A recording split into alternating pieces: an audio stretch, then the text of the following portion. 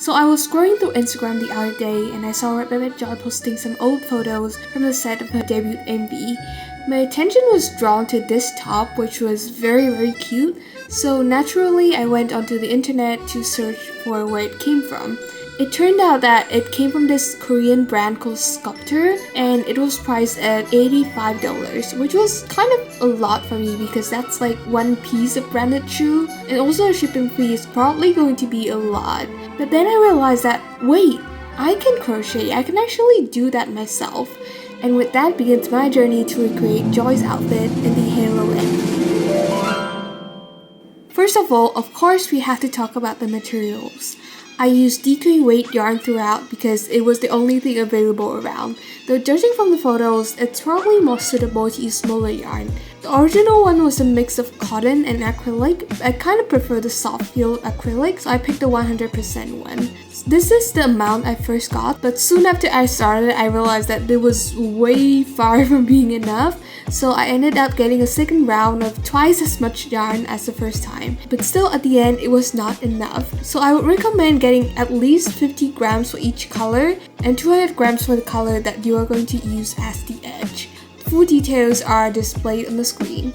And of course, we need the hook. I used the 4mm one.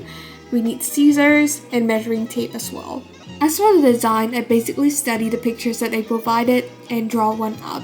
Actually, at first I thought it was a cardigan, but it turned out to be a bolero top, which, if you're unfamiliar, is the kind of top that only have sleeves.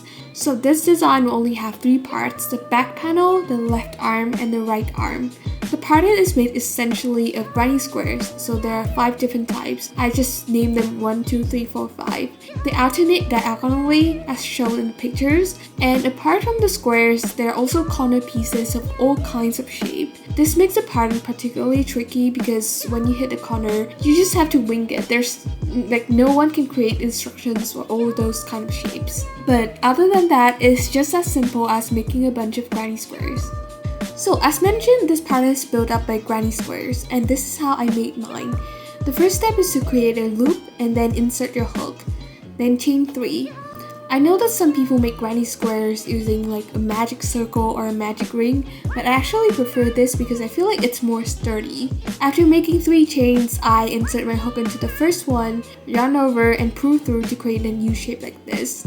This circle, this U shape will be the center of your square. Now we'll make a first layer. Start by doing a chain 2, then double crochet twice into the loop we just made.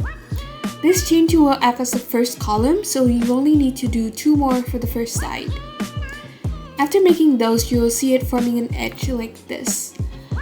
Now do a chain 2 to form a turning corner, then do another round 3 double crochet into the loop to create the second side.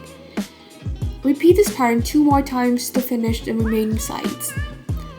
When you have all 4 sides, do another chain 2 to make the last corner, then slip stitch into the first column at the start, then cut off the yarn. You might also want to weave in the end before moving on to the next color. Now we will change to the second color of the pattern.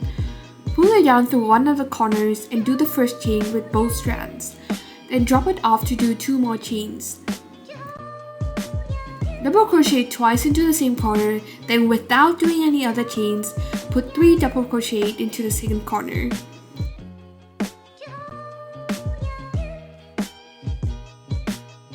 Now do a chain 2 for the turning corner, then double crochet 3 times into the same corner.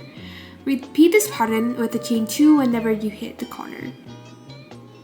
As the squares get bigger, you also have to do more of these 3 double crochets. Just repeat the same pattern and chain 2 whenever you hit the corner.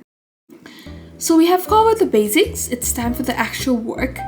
I totally underestimated how long this project was gonna take because granny squares are fairly simple. I mean, they were simple, but making almost 80 of them kind of added up, which by the way was the reason why this video came out so late. I spent a total of 4 or 5 full days working on them, and throughout the process I finished like 2 Marvel series and 2 seasons of Stranger Things. This whole project just took a lot out of me because there weren't enough hours in the day. Literally, not just figuratively. So I kinda had to sacrifice my sleeves because I just can't afford to spend too much time on it, and so it wasn't a very pleasing experience. So I decided to give them names. This one is Summer Garden. This one, I want to call it Bacteria. I don't know why, but it kind of reminds me of one. And then this one, I call it Dark Dimension because as you can see, the colors are like super dark. This one I call Lantern. And then this one, I call it Sweet Potato because, I mean, look at the colors. Look at them. Yeah. After all those sufferings, I finally got to attaching the pieces.